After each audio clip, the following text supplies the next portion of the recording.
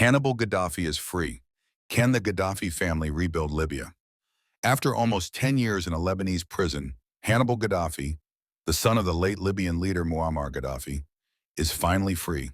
But what does this mean for Libya, for Africa, and for a continent still haunted by the legacy of one of its most powerful leaders? Could the Gaddafi family be planning a return to rebuild the country their father once ruled? In November 2025, the Lebanese government unexpectedly released Hannibal Gaddafi after nearly a decade behind bars without trial. His arrest was tied to the disappearance of Lebanese cleric Musa al-Sadr, a mystery dating back to 1978, long before Hannibal was even old enough to understand politics. Now, with his release and the lifting of a travel ban, the question everyone's asking is, what happens next? Will the Gaddafis return to power or fade into history? The Gaddafi legacy. Muammar Gaddafi wasn't just Libya's ruler. He was Africa's loudest voice for unity. He dreamed of a United States of Africa, invested billions across the continent, and challenged Western dominance. That legacy still shapes how many Africans view his children, not as villains, but as potential symbols of independence and lost strength. Hannibal's lost years. Hannibal's decade in Lebanese custody became a human rights controversy. He was accused of knowing about a crime committed when he was only 3 years old, held without trial for years in a Beirut cell. International organizations called it arbitrary detention, and after intense diplomatic pressure from Libya and African allies, Lebanon finally released him in late 2025. The family's future plans.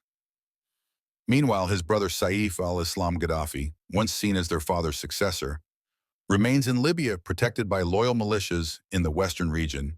Saif is slowly rebuilding his political base, talking about reconciliation, stability, and rebuilding a modern Libya.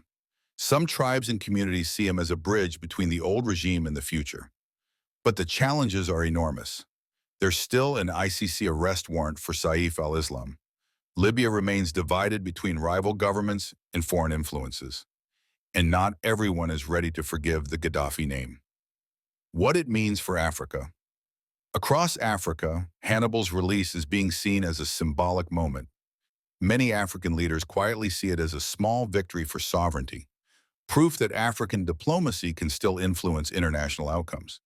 It also reopens the door for Libya to reconnect with its African roots: trade, energy, migration, and infrastructure.